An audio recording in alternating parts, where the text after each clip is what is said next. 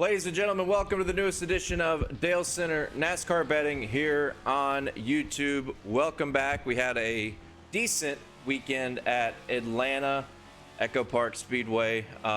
We've already cashed Tyler Reddick over 1.5 wins for 2 units. That's a big one. If you saw the preseason Dale Center episode to kick off the year, we cashed Ross Chastain top Chevy, which was a top 10 play. We cashed Gio Ruggiero again for a top 3, who has been our savior in what's otherwise been a pretty tough start to the Truck Series season. If not for Gio Ruggiero, we'd be in the hole big time in the Craftsman Truck Series. So odds on the bottom of your screen for the DuraMAX Grand Prix at Circuit of the Americas, courtesy of DraftKings Sportsbook. Shout out to DraftKings because they were unable to put Zane Smith top forward on the board until Friday morning. Congratulations. Really leading the charge there, DraftKings. Their lines are not the best, by the way, but they're easy to export and use. So shop around. I can't stress it enough. I like DraftKings, but shop around everywhere because there have been some pretty large discrepancies, some misprices. If you subscribe to dubclub.win, you saw the FanDuel fiasco. Seems like they constantly have a fiasco in their hands in the NASCAR betting world. Their markets are just all over the place. And now, after this fiasco, they've reloaded their odds and they have probably uploaded for Cup and O'Reilly the worst positional props I have ever seen in terms of their pricing. I mean, usually FanDuel has some advantageous pricing for the consumer versus just about every other sports book out there. And they're terrible. They are terrible. Maybe a changing of the guard foreshadowed, not even foreshadowed. Maybe it's already happened with how bad the FanDuel pricing is. Because usually their top 5s and their top 10s are much, much cheaper than DraftKings, BetMGM, etc. And it's the exact opposite this time around. BetMGM has dropped the ball. I haven't checked this morning, but they had not even posted positional props for the Cup race as of late Thursday night, which is crazy. So been a crazy start to the year in terms of the inconsistencies amongst all the sports books.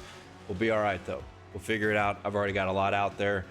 This is our first technical track race of the season. It's kind of a bizarre era of NASCAR racing because typically you go from the Daytona 500 to either Phoenix, Fontana. You know, the first few races of the year after Daytona were like Phoenix, Fontana, Atlanta, Las Vegas, Bristol, Martinsville, technical racetracks where you could see kind of what everybody has, right? Now we start off the year with 2 consecutive crapshoots in Daytona and Atlanta, and then we go to a road course. And now we only have 4 road courses on the schedule in the NASCAR Cup Series versus the 6 that we had last year. So this is the first race we get to see what everybody has, but how much does it matter in the grand scheme of the championship chase? Not much, right? Because you're not going to see SPG come out here and dominate COTA and then go to, where do we go next? Phoenix, and then dominate Phoenix. And that's part of the fun too, because when you look at the lines, what I love about NASCAR is the changing of the style of racetrack. The style of racing has such a massive impact on who is the hot shot, who is a sleeper. It's just constantly changing. Like best example on the bottom of your screen, Ryan Blaney, 45-1, 50-1 range to win at Circuit of the Americas. He was the odds-on favorite the last 2 weeks, around 9-1, 10-1, 11-1 range. So that's a fun part of it. Shane Van Gisbergen is SVG. He has won 5 consecutive road course races. A lot of people think it's going to be 6. You're looking at basically even money, minus 120 to win the DuraMAX Grand Prix. I view this as an opportunity. We have more horsepower in the Cup car that we have not seen yet on the same tire as 2025, a tire that on the road courses was well received, had a ton of just wear, a ton of tire wear, and now you add more horsepower on the same exact tire. It could be a nothing burger, but I mean, I would not be surprised if it was complete chaos as well, because it seems like in the Gen 7 era, when we make changes, when we make fundamental changes to something, it leads to chaos. And tires are always the conversation. And while the conversation is horsepower, how much will this increased horsepower to 750 impact the tire of 2025 that's being brought into 2026? A lot to think about here. Right out the gate, I think it benefits the big teams. You know, I think it could hurt Trackhouse. I think it benefits the Hendrick Motorsports and the Joe Gibbs Racing. I think they would be the best equipped to adapt to an unprecedented situation in which the increased horsepower has a major impact on tires, handling, configuration, whatever it may be. Luckily, we get a good practice session, qualifying session before the race, so we can kind of find out. But leading into the DuraMAX Grand Prix, we're going to go over what I like. Remember, Cup and O'Reilly are at Circuit of the Americas. Trucks are at St. Pete. And I don't know what's going to happen with trucks. I've only bet outrights. There's going to be a play on your screen that I've decided to go against, kind of. I know it sounds kind of odd. We'll talk about it later, but I just don't want to throw down my retirement fund on this truck race when it might be raining when they qualify on Friday evening. And if it gets rained out, the starting order has it could be complete chaos. It might be chaos no matter what happens in practice and qualifying. But the Craftsman Truck Series, kind of light, only focusing on outrights out in St. Pete. They've got the IndyCar doubleheader, should be a really fun weekend, and O'Reilly and Cup at Circuit of the Americas. So let's get started here. What do we got first on our top 10? I'm starting a movement here. I'm going to try to, at least. Sometimes it works, sometimes it doesn't. We're going to call William Sawalich Billy Sawalich from now on. Maybe Billy Sandwich. Billy Sandwich, do we like that? We'll stick with Billy Sawalich. I'll float that out there. Let me know what you think in the comments. Billy was fantastic on road in 2025. Now, this bet right here, I am not a head-to-head matchup guy because I've seen them fall apart in the craziest ways when you have moments like this. But it's a glaring error in the sports books. I mean, this bet, at one point, I want to play it again. This bet was like minus 110 originally on, maybe it was Hard Rock or Bet365. Minus 129 is still crazy because Carson Quapple is splitting rides, basically. Ladies and gentlemen, he is splitting rides. This weekend is not in a JRM number one, or the JRM number one. That is being driven by Connor Zilich. He is in a DGM, which is Mario Gosselin Racing, number 91. Basically, he is in, I don't want to say a shit box, but pretty fucking close. So when I look at this, it just does not make sense. I will make a personal guarantee lock right here. If you're a matchup guy, this is the hammer bet. Now, it scares me because William Sawalich, he can be a fucking bowling ball. He's been in accidents. He's been unable to finish, but he's got ridiculous pace. His first win could very well come on a road course. If he could move SVG, move Connor Zilich out of the way, it could happen this weekend. My point here is, my guarantee is Carson Quapple will not outrun William Sawalich on speed. It will not happen. He will not outrun William Sawalich on speed. If he beats William Sawalich, it's going to be because of a wreck. It's going to be because of some sort of failure that takes out Billy Sandwich. Yeah, I'm going to go with Billy Sandwich. The sandwich part just came to me. Obviously, the graphic says William. Play it one more time. Billy Sawalich over Carson Quapple. That line is on Canby. I've seen it on Bet Rivers. So check your Canby books. Bet Rivers in particular.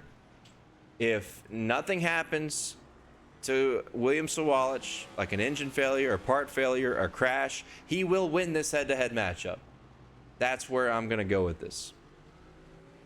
Let's move on to the next one.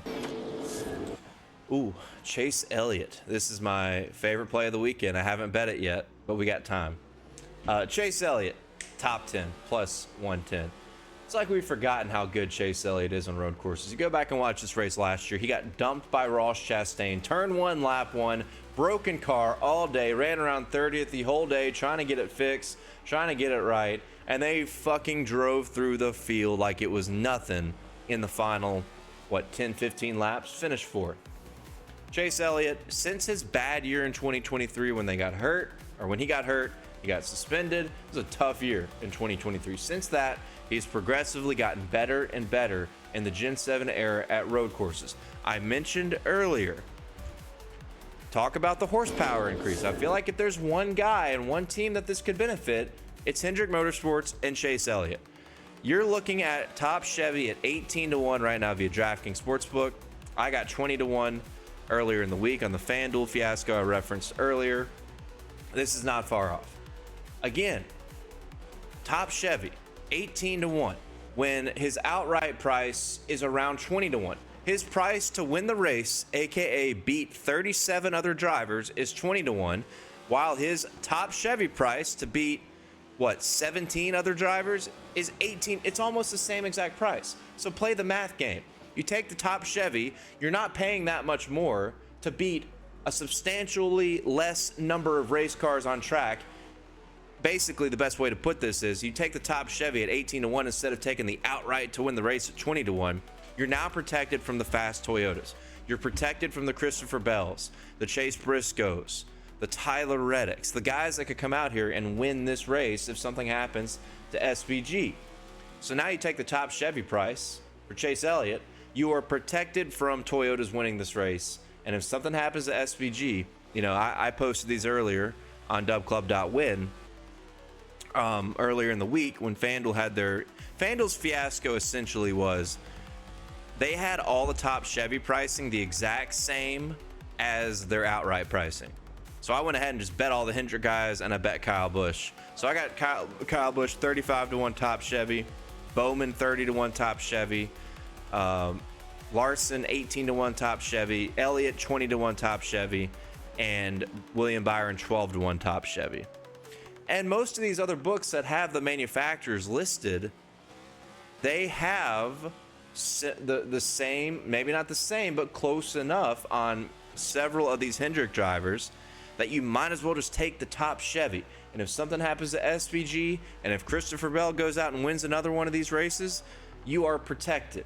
You've got good drivers and good equipment with, honestly, an unprecedented change in terms of bumping up the horsepower. So maybe some uncertainty could hurt SVG, could hurt Connor Zilic, and could benefit the Hendrick guys. So I love Chase Elliott. I've talked about the Top Chevy, but the top 10's ridiculous. I mean, come on. He's got the 5th best average finish on road courses since 2023. Most of the time he's running top 10. Plus 110, this is a hammer bet. Hammer. 3-unit bet. And it will be my number one play. Chase Elliott, top 10 plus money on DraftKings Sportsbook. Crazy. And you're going to see it on my betting card shortly. I'd probably bet it down. The plus money definitely is enticing. I'd probably bet it down to minus 110 if you had to for 3.3 units. So getting plus money is important here. But all in all, I think Chase Elliott is being slept on, not just in this Top Chevy camp, not just in the top 10, to win this race. His top 5's around 3-1. I like that too. I like everything Chase Elliott this weekend at Circuit of the Americas. And the best part, you don't even need him to win to make money. Moving on. What do we got next? Back to Billy Sandwich. Top 5, 6-1 via Hard Rock Bet. Top 3, 17.5-1 via Hard Rock Bet.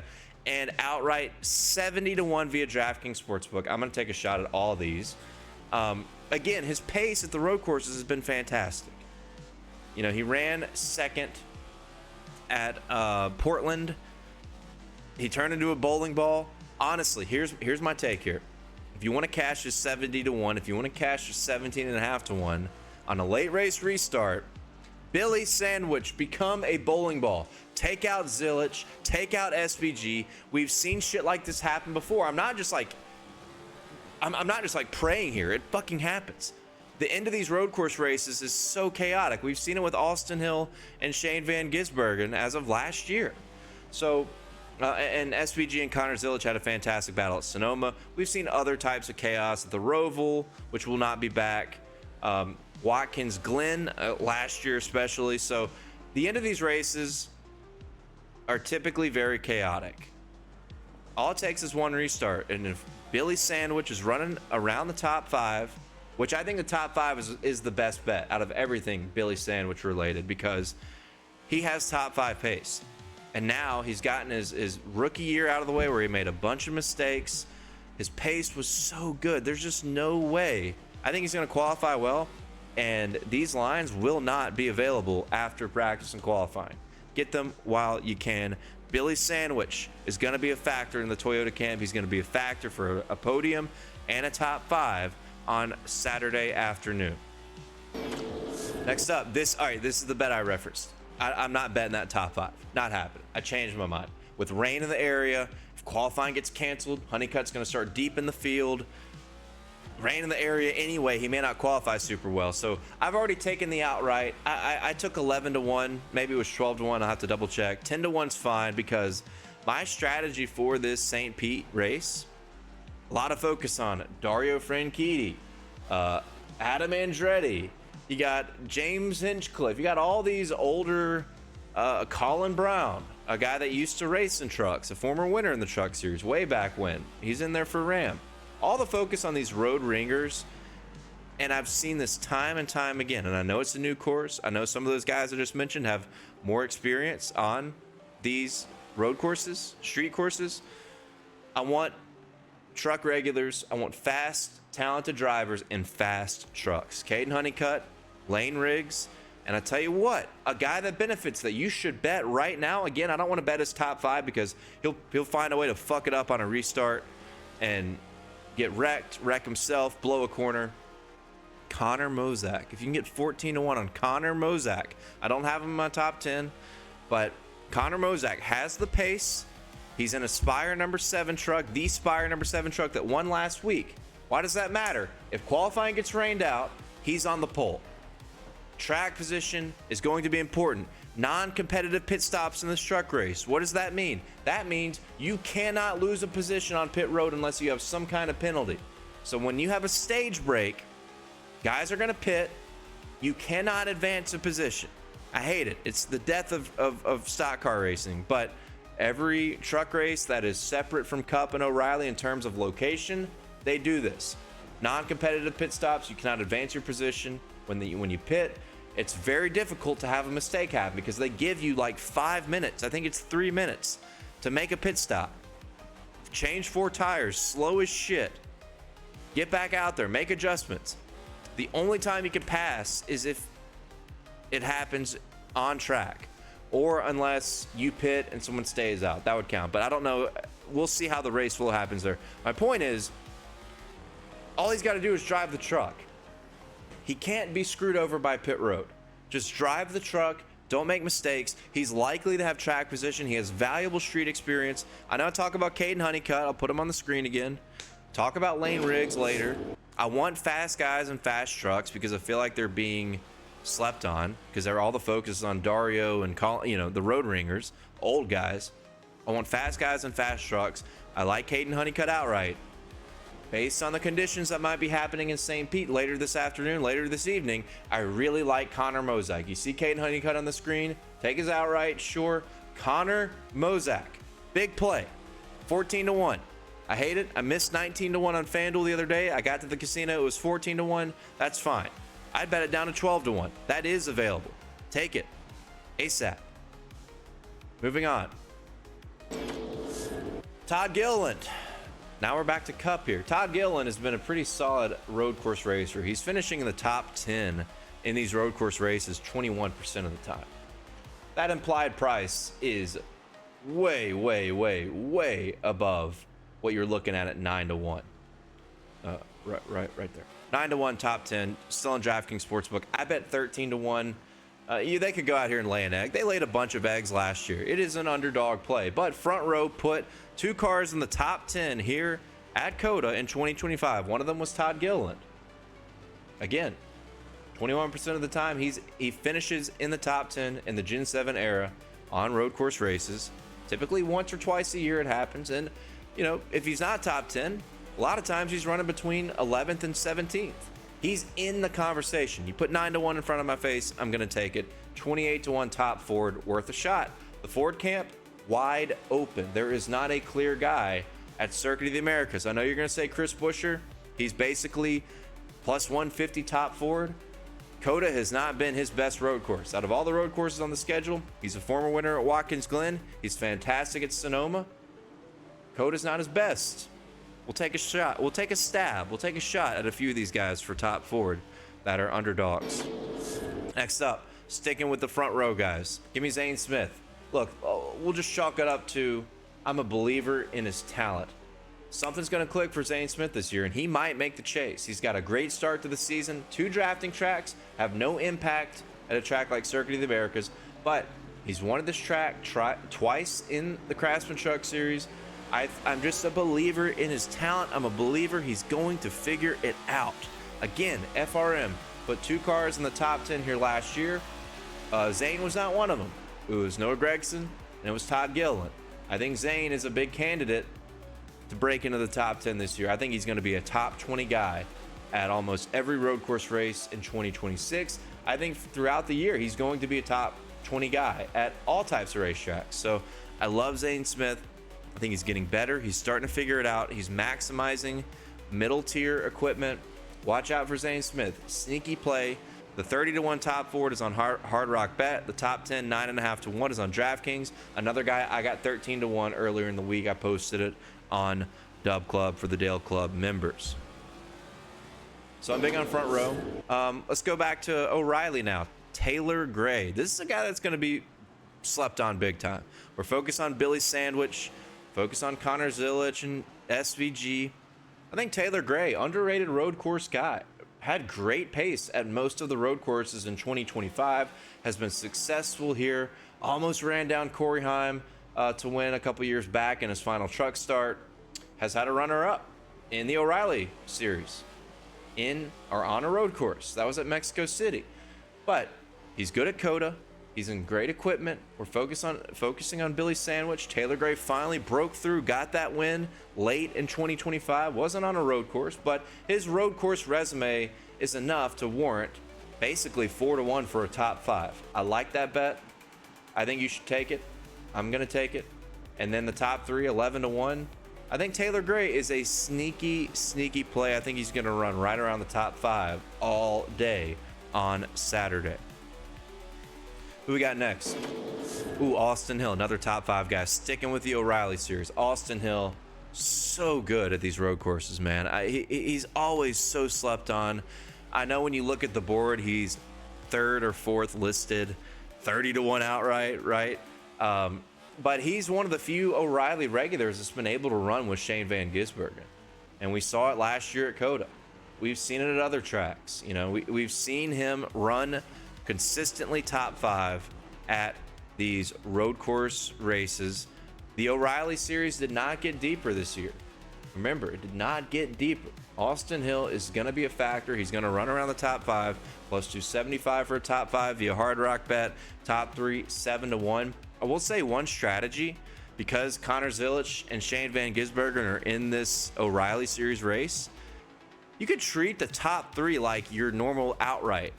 Because everybody's top 3 price is like 7-1, 8-1, 9-1. You could bet like 6 people for a top 3 and treat that like, all right, I just need one guy to get a top 3 and I profit.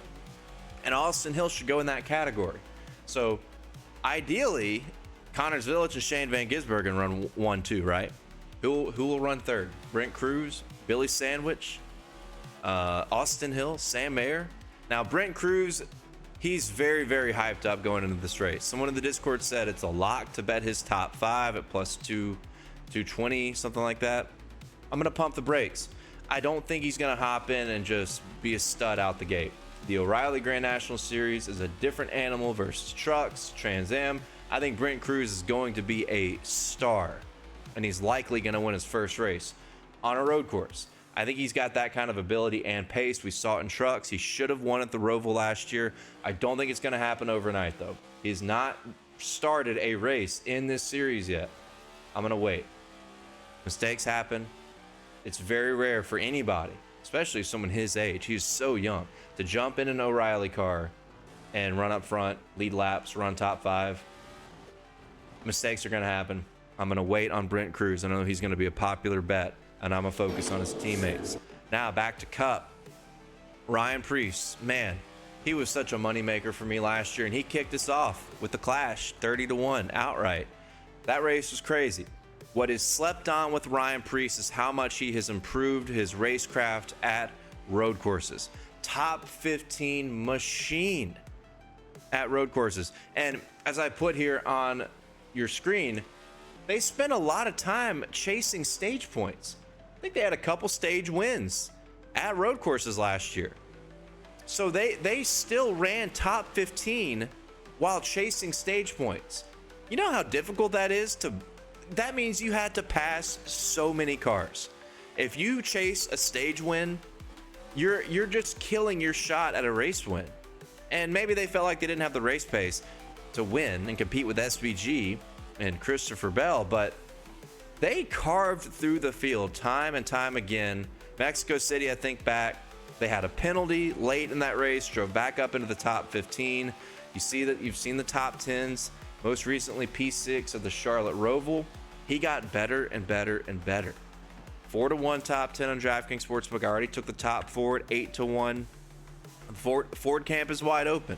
And you can make an argument in 2025, Ryan Prix, maybe not on the road courses collectively, but overall, Ryan Prix was the best RFK driver. And easily towards the top in the Ford Camp on road courses. So slept on. He is the biggest sleeper of the weekend. I love taking a shot at Ryan Prix for a top 10, top Ford. His top 5 is like 11-1. That could be worth a shot too. If you look at the box score, see, he finished 33rd here at COTA last year. He had issues late in that race. I'm not exactly sure what happened. The broadcast didn't cover it, but he ran around 10th to 15th most of that COTA race while chasing stage points. So race pace is good, racecraft is good. Watch out for Ryan Prix on Sunday. He's a big time sleeper. 8-1 top forward is my favorite play. I think we got one more here. Lane Riggs. Already kind of talked about this. 7-1 I think is fine. I'm nervous now with rain being in the area for qualifying. So maybe kind of, I don't want to go, but I've already bet this and I'm not cashing out. I bet 8-1 for a little over a unit and a half. What am I hearing right now in my headphones? Oh, okay. Sounded like I was hearing like fucking Christmas music for a second. It's all right, whatever.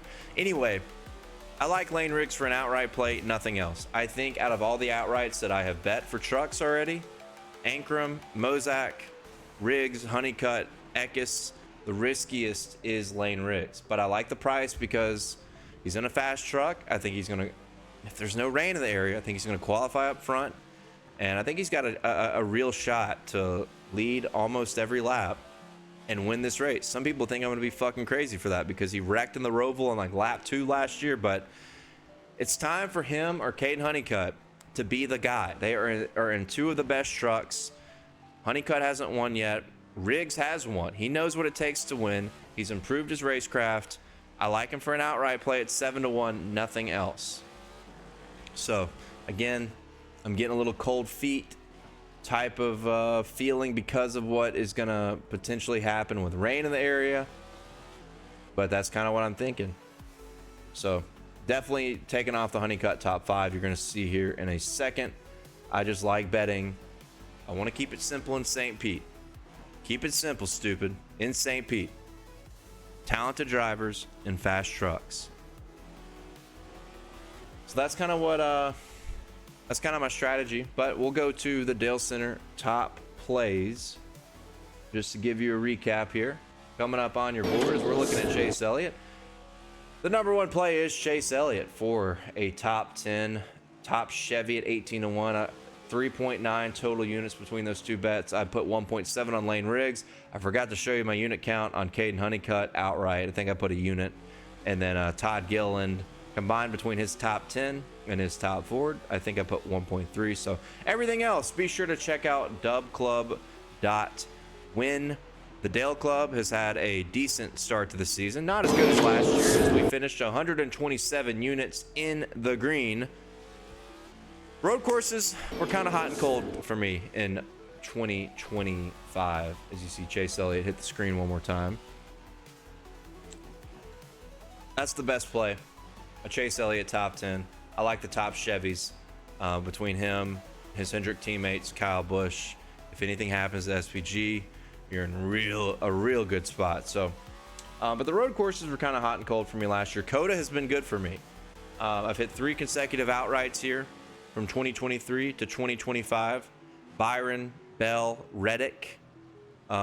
Not in that order, but COTA's been very profitable for me. Trucks have been fantastic. I hate trucks aren't going to be here because I've raked in trucks since 2021. O'Reilly's been good to me here as well. I hit 2 top 5 bets last year. So I really like this course. This is one of my favorite road courses on the schedule. It's really fun to go to in person. It's a great time, and it's been nice for us in the NASCAR betting world as well. I guess we'll do one more little thing here. Why don't we make a parlay? I don't know. I meant to pull this up and I forgot, but I want to talk about something.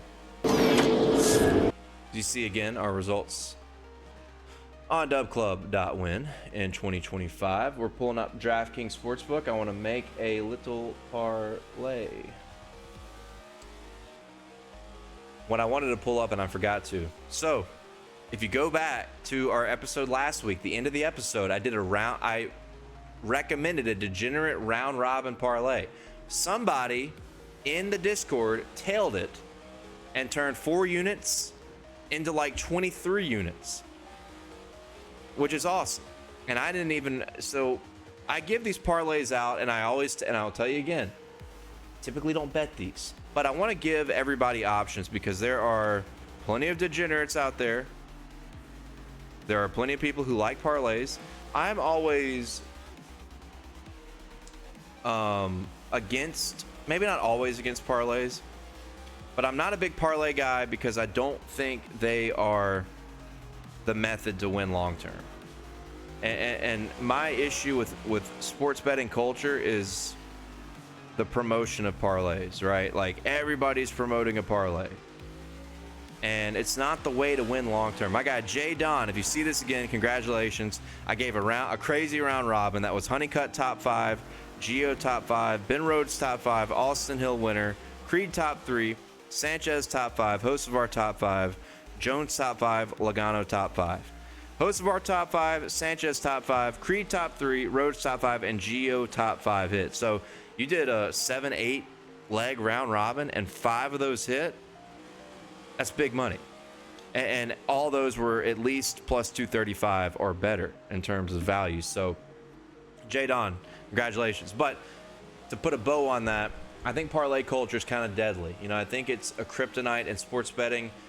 It's not the way to profit long term. No matter what these beautiful betting slips look like, where someone turns $40 into $2,900, like it's not the way. It is not the way. Now, you can make educated guesses, and that's kind of why I lean towards a round robin if I'm going to do anything, because yes, you're going to have to pay more, but you don't have to hit every leg. This guy on the round robin I gave last week went 5 for 9 and turned, as he says in the Discord, 2.6 units into 27.4 units, going 5 for 9 on a round robin. So here's how I could recommend this week. And I will let you guys know on dubclub.win if I'm going to bet this. COTA's been very good to me, so I'm tempted to potentially put some money on this round robin. My issue is, instead of going to the casinos next door, I'd have to go to Louisiana to bet this, because the kiosks, even at the front desk of the sports book, your minimum bet is $5, no matter what. So if I made a round robin parlay and I did all the different legs, it would have to be a $5 minimum on every single parlay, which would rack up to just a crazy, for me, just a crazy amount of units put down, a crazy amount of risk. What he did, and what I can do if I go to Louisiana to use the DraftKings Sportsbook app, is do like 50 cents per parlay. Now, if you do 8 or 9 legs and you do all the outcomes, you're probably going to spend $400 or $500, but that's manageable, right? And if the confidence level is high, there's a good chance you at least push. So, crazy round robin parlay right here in Dale Center. Maybe it'll make you a millionaire. Maybe it won't. Let's run it back. I'm going to start with Cup, top 10. Zane Smith, Todd Gilliland, both of my FRM guys. Why not take a shot on both of them? I've already bet them both, as you saw, at 13-1 a piece. And then we're going to go to, I played around with this big time. Kyle Larson, top 10. He's had a lot of problems at COTA, but he's got pace. He's capable of winning. Minus 120.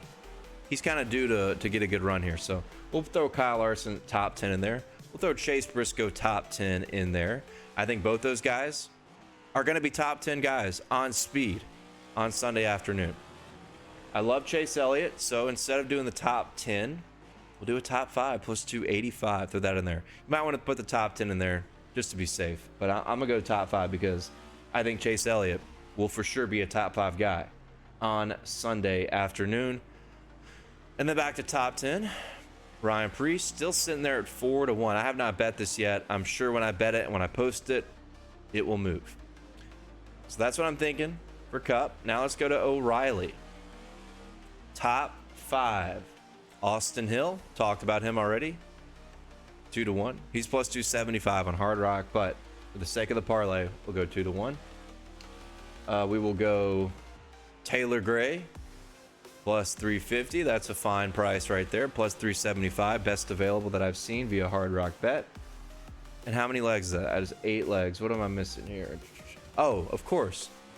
Billy Sandwich. 6-1. Now, a common question. I should have answered this at the beginning because it's asked a billion times. Because of Brent Cruz's age, he's under 18 years old. DraftKings will not list him. I don't know what the exact house rule on that is, but some of these athletes, if they're not 18, they will not be listed on certain books. DraftKings is one of them that will not list him. Same thing happened with Taylor Gray when he was in trucks, and other drivers as well that got started before they were 18. I don't know why they do it. If you know, you have more insight to that, let me know. I really haven't dug into it. So this is your round robin. Billy Sandwich top 5, Taylor Gray top 5, Austin Hill top 5, Ryan Prix top 10, Chase Elliott top 5, Chase Briscoe top 10, Kyle Larson top 10, Todd Gilliland top 10, Zane Smith top 10. So you play the round robin to ensure that now you're making a larger investment, you're putting down more risk, but you're basically paying for losers. You're paying for losers, not killing your ability to win, if that makes sense. So let's do $1 on the 2s, $1 on the 3s. So that investment would be 120 total dollars on basically 120 different parlays, right? So then we'll go 50 cents on the 4s, 50 cents on the 5s, 50 cents on the 6s. And we're talking, if you hit every leg, you could be a millionaire. Fuck it, we'll put 50 cents in the 7s. So yeah, if you hit every single leg right here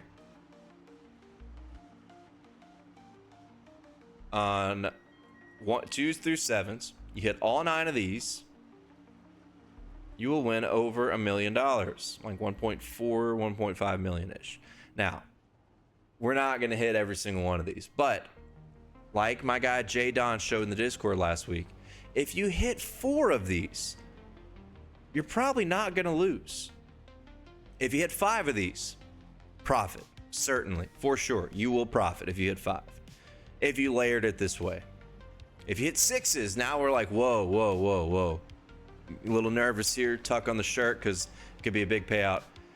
You hit 6 or 7, you're fucking rich. It could happen. It could happen. I think it's very realistic. One of these FRM guys gets top 10. Larson, Briscoe, Elliott all get top 10s, and then Elliott gets top 5. I think Priest could easily get a top 10. I think Hill certainly could get a top 5. Taylor Gray, Billy Sandwich, both very capable of getting a top 5 finish. So you hit 5 or 6 of these, you profit, but you're going to put down a little bit of money. I'm trying to calculate the total risk here. Total risk here would be 18, 42, because it won't show me because I'm not logged in.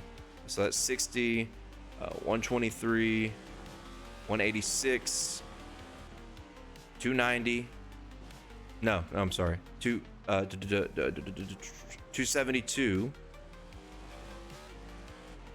$308, right? Let me type it in here because I'm logged in. I believe this would be $308 total risk. And again, if you hit 5, wait, I did 10 legs. What am I missing here? Oh, I'm sorry, chat. I forgot to put Sam Mayer. That's what I have listed on my phone. So never mind, that changes things. So this would be $45 there. We'll go 0.5 on the threes. We'll go 0.5 all the way down to make your risk close enough. So 45 bucks, 60 bucks, it's 105. That's 105, so 210. 3 to 36, 441. This would be about 500 bucks wrist right here. This would be about 500 bucks if you added Sam Mayer to it. If you added Sam Mayer, who's a fantastic on road. This is what I have typed into my phone. I don't want to deviate from it if I do bet this. But if you're on the app, your minimum bet is 10 cents per parlay. So let's just do it like that. All right, let's put $1. Let's put 50 cents in the twos. 10 cents per parlay. You're still winning almost $1 million if all 10 hit. But again, if you hit 5, you're probably going to profit. If you hit 4, you're probably at least going to push, depending on which 4 you hit. So, yes, am I turning you into a degenerate parlay round robin gambler? Potentially. But what I like about DraftKings, this is the only book that will allow you to do this with NASCAR betting. You can make these. You can put all your favorite plays of the week into this and do 10 cents per parlay. So this risk would be, Jesus, I don't know. Can I do the math on this? Timely? Probably not. We'll do 0.1 times 330, 530, 582, 782, 792, 892, 912. 0.1 times 912 is $91 times. So if you did it this way, you're risking like 150 bucks, right?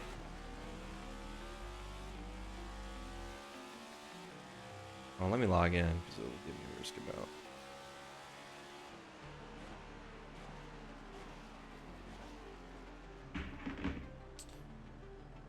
So yeah, if you did 10 cents per parlay, your risk would be pretty low overall. Me, I'd probably do 20, 20, 0.4, 0.4, 1, 1.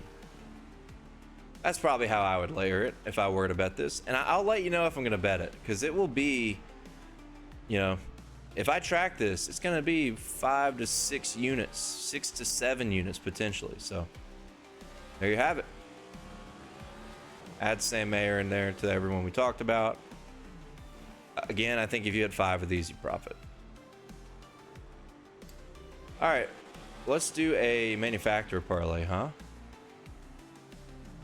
Fuck the top Chevy. I mean, in all likelihood, it's going to be SVG, right? Forget that. Let's do top Toyota.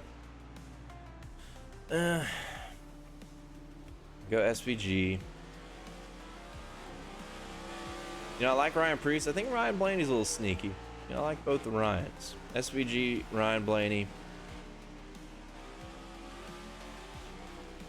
Chase Briscoe, how about that, huh? 39 to 1. Briscoe top Toyota, Blaney top Ford, SVG top Chevy. These week's manufacturer parlays, not great. Just because of the risk involved in SVG. All right, that's what I got, folks. Remember, once again, check out dubclub.win if you would like to see all of the betting cards for the 2026 NASCAR season. We're trying to follow up a very successful 2025 and 2024 when we cleared over 100 units between all 3 national series in NASCAR racing, back-to-back years. I think the total tally right now, I did a counter. I'm at leaving Atlanta through all the chaos, through the shit show that was the Daytona 500 where we got killed, we were still in the green, a little over 4 units. So small little golf clap. Been a decent start to the season, and this is where it really picks up though. So I'm excited. Hope you guys are too. Be sure to check out everything I have on all my social media platforms at Dale Tanhart. All those links are in the description. The Dub Club link is in the description. Join the Discord as well. The Discord, we all talk about ideas. Sometimes I give random leans like I did last week. I gave Bubba Wallace to win a stage. He was 25-1 to win stage 1 and stage 2. Just talked about it in the Discord. I didn't bet it, but other people did, and they won because Bubba won stage 2. Almost swept the stages, but be in the Discord. That Discord link is in the description below. That's where we talk everything: NASCAR betting, iRacing, even NASCAR without betting. We talk about everything. So join us. We've got over 1,500 members. It's bumping this time of year. So thank you guys for watching Dale Center. If I help you win some money, please like, share, subscribe here for the DuraMAX Grand Prix weekend, NASCAR at COTA, trucks at St. Pete. It's going to be a lot of fun. So hope you guys enjoy the weekend. Come back and see us if you win some money. And thanks again.